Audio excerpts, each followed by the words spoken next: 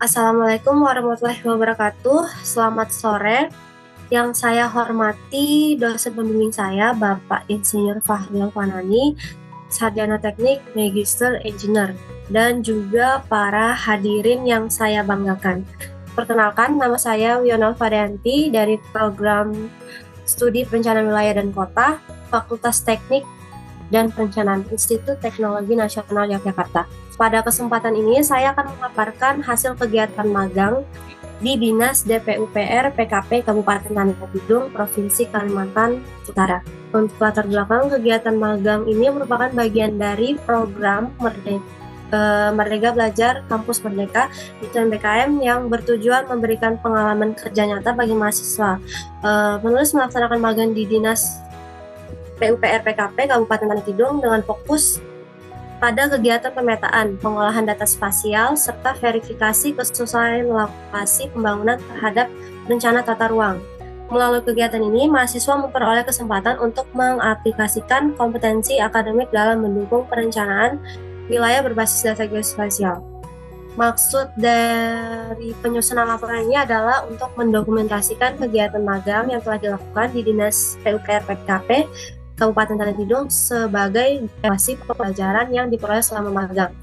Tujuannya ada 3. Yang pertama, mendukung dinas dalam penyusunan dokumen perencanaan dan pemetaan berbasis geospasial. Yang kedua, memperbarui dan meningkatkan kualitas data spasial dalam perencanaan pembangunan daerah. Lalu yang terakhir, mendukung sistem pembelajaran aplikatif dari ilmu yang didapat di perkuliahan bagi mahasiswa magang serta sarana transfer knowledge. Untuk selanjutnya ada sasaran dan keluaran.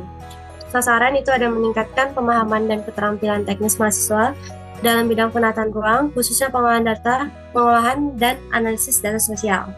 Yang kedua ada pendukung pelaksanaan kegiatan strategis DPUPR PKP Tanah Tidung melalui penyusunan peta dan kajian spasial. Lalu ada membangun pengalaman profesional mahasiswa dalam lingkungan kerja pemerintah daerah. Yang terakhir ada mewujudkan kolaborasi antara mahasiswa dan instansi mitra sebagai sinergi antara dunia pendidikan dan dunia kerja.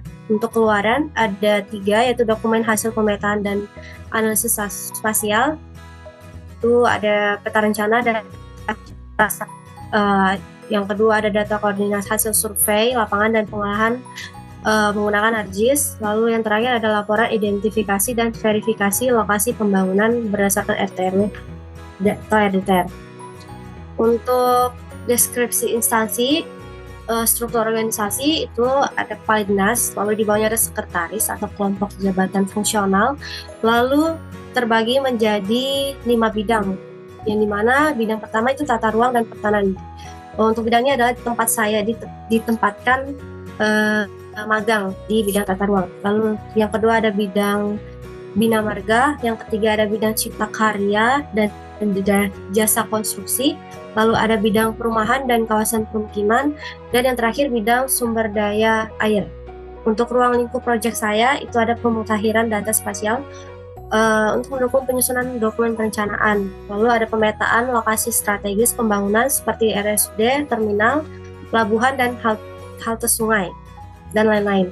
Untuk selanjutnya ada verifikasi koordinat lapangan untuk memastikan kesesuaian dengan data perencanaan, lalu analisis kesesuaian tata ruang berdasarkan RT/RW Kabupaten Tanah Tidung 2023 sampai 2042 dan kondisi existing.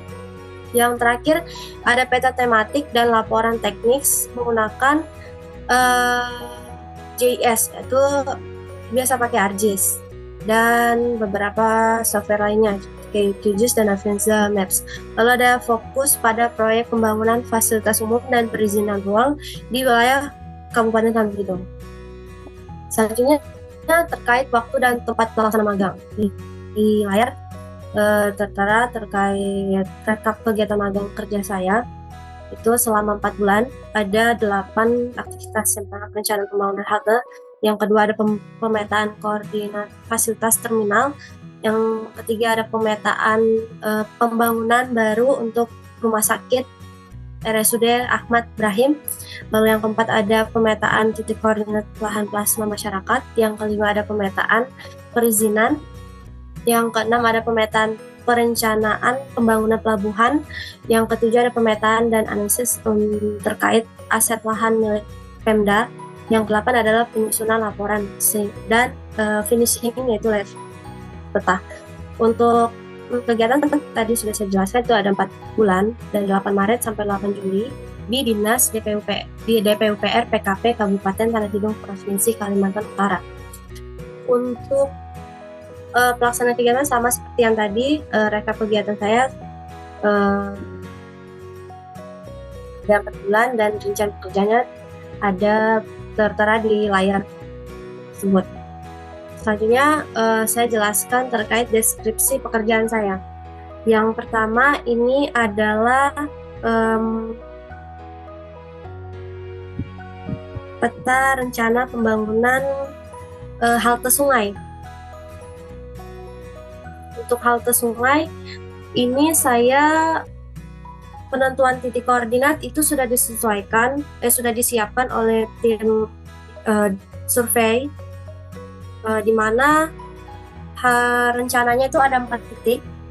Yang pertama di Kecamatan Sesayap, yang kedua di Kecamatan Manjelutung, yang ketiga di Kecamatan Sengkong, dan Kecamatan Bandendikus.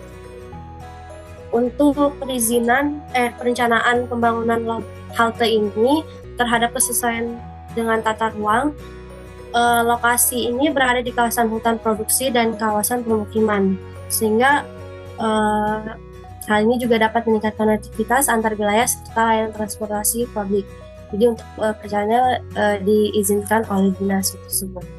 Untuk selanjutnya ada perencanaan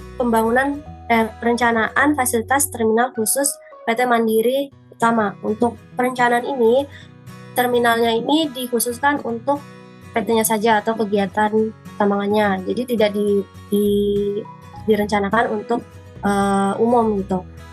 Sehingga ini direncanakan dilihat kesesuaian tata ruangnya. Untuk perencananya juga ada 4 fasilitas. Yang pertama fasilitas umum dan pendukung, yang kedua ada fasilitas tambat kolam putar barge loading conveyor, lalu yang ketiga ada fasilitas dolphin jetty, yang keempat ada fasilitas jetty marginal. Untuk titik koordinat ini juga sudah disiapkan oleh tim survei, lalu data yang sudah diperoleh itu diserahkan ke saya untuk saya petakan. Untuk selanjutnya ini kesesuaian dengan tata ruang. Rencana pembangunan terminal ini berada di kawasan hutan produksi, sehingga pemanfaatan tersebut diperbolehkan karena untuk kegiatan pendukung kegiatan transportasi, khususnya pada kegiatan pertambangan, itu PT Mandiri Utama. Untuk selanjutnya ada perencanaan pembangunan gedung baru RSUD Ahmad Brahim. Di sini saya ikut langsung ke lapangan untuk melihat kondisi lokasi existing di rumah sakit tersebut. Lokasinya masih kosong, sehingga belum dimanfaatkan sama sekali. Jadi untuk perencanaan pembangunannya itu masih itu cocok. Untuk perencanaannya itu ada 5 bangunan.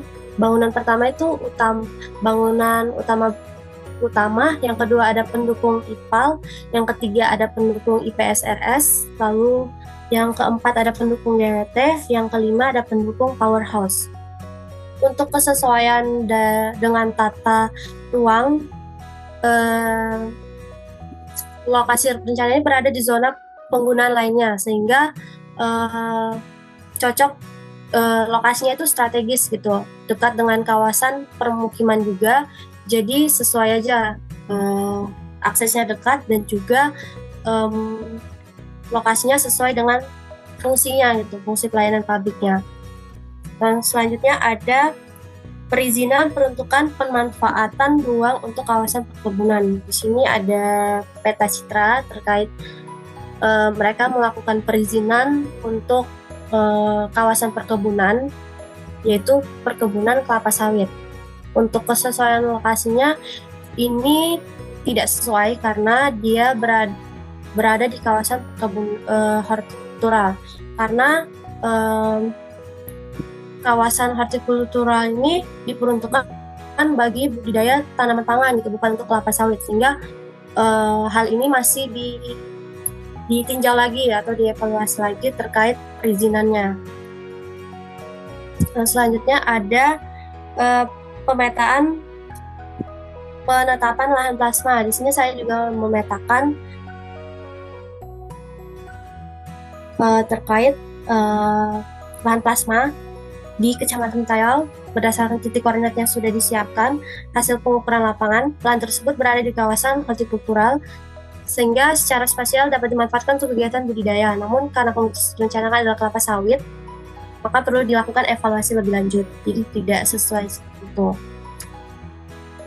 Di sini saya juga memetakan perencanaan pembangunan pelabuhan Bebatu. Untuk perencanaan ini ada dilihat dapat cita ini saya scan dari hasil pemetaan kemarin karena file kemarin saya sempat hilang, jadi saya masih simpan aja untuk hasil scan kemarin. Untuk SAP-nya saya masih simpan.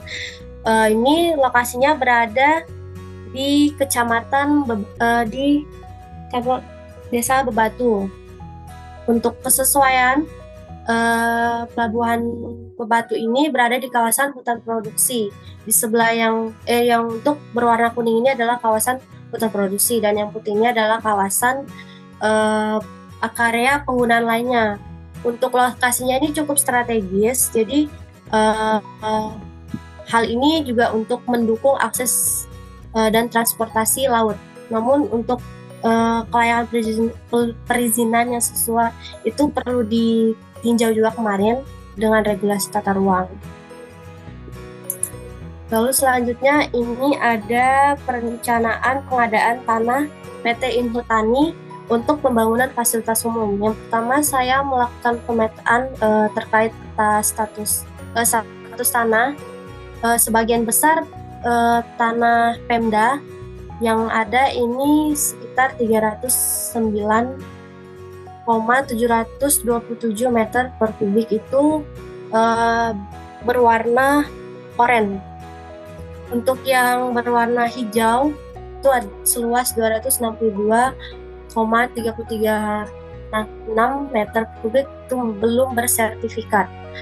Kondisi menunjukkan bahwa proses perencanaan pembangunan dapat dilaksanakan dengan lebih mudah pada lahan yang sudah bersertifikat, yaitu aset Pemda. Namun untuk yang belum bersertifikat itu perlu ditinjau lagi karena ada sertifikatnya gitu untuk agar pemanfaatnya itu secara optimal gitu, sesuai dengan rencana tata ruang. Lalu selanjutnya ada peta tutupan lahan terbangun dan non terbangun. Untuk yang lahan terbangun itu berwarna oranye, itu seluas 373,541 meter per kubik. Lalu yang lahan tidak terbangun itu seluas 198,521 meter per kubik. Kondisi ini menunjukkan bahwa kawasan tersebut kemahnya itu cukup pesat, jadi pembangunan kedepannya perlu dipertimbangkan gitu terkait infrastruktur dan juga keberadaan infrastruktur existing serta menjaga keseimbangan pemanfaatan ruang antara area terbangun dan ruang terbuka. Lalu selanjutnya ada peta rencana pengadaan PT Inhutani Pemda. Untuk perencanaannya ini ada zona perkantoran, zona pelayanan umum, ada perdagangan dan jasa, pertahanan dan keamanan, dan juga zona transportasi dan zona badan jalan. Untuk pemanfaatan lahan ini dinilai strategis karena telah direncanakan secara terpadu sesuai fungsi ruang serta mencerminkan keseimbangan antara kebutuhan pembangunan dan keberlanjutan lingkungan. Lalu selanjutnya terkait kontribusi kompetensi terhadap pekerjaan magang. Yang pertama yang akan kontribusi saya atau kompetensi yang saya bawa dari kampus ke tempat magang saya tuh karena saya sudah menguasai software pemetaan ArcGIS, QGIS, dan Avanza Maps, sehingga saya tidak di sana para karyawan sana juga ada yang belajar dengan saya terkait pemetaan, dan saya juga ada belajar dengan mereka. Lalu yang kedua adalah pemahaman konsep perencanaan wilayah, infrastruktur, dan tata ruang yang saya dapatkan dari mata kuliah di kampus. Lalu yang ketiga adalah mampu mengolah dan menganalisis data spasial serta penyusunan peta tematik. Lalu yang terakhir, saya terbiasa menyusun laporan dan melakukan komunikasi profesional. Yang terakhir, pengalaman yang saya dapatkan selama magang. Itu pengalaman langsung dalam verifikasi data di lapangan. Yang kedua, saya sudah memahami prosedur perizinan pembangunan tata ruang dan pengadaan lahan. Yang ketiga ada belajar koordinasi dengan instansi, pemerintah dan pihak swasta. Dan yang terakhir peningkatan keterampilan teknis dalam penyusunan layout peta dan dokumen resmi. Untuk penutup, kesimpulannya kegiatan magang di Dinas PUPR PKP Kabupaten Tanjung Pinang selama 4 bulan ini memberikan pengalaman nyata bagi saya dalam penerapan ilmu PWK melalui berbagai proyek seperti pemetaan fasilitas umum, verifikasi kesesuaian tata ruang, analisis spasial. Itu saya menggunakan software JIS atau ARGIS. Penulis juga tidak hanya meningkatkan kemampuan teknis, tapi juga memahami prosedur kerja di instansi pemerintah. Magang ini menjadi wadah pembelajaran yang memperkuat kesiapan penulis menghadapi dunia kerja secara profesional dan kontribusi dalam pembangunan berbasis tata ruang. Untuk saran, yang pertama itu penjadwalan kegiatan yang lebih terstruktur, yang kedua peningkatan akses data, yang ketiga optimalisasi peran mahasiswa magang, dan yang keempat penguatan kolaborasi mahasiswa instansi. Sekian, terima kasih hasil paparan saya.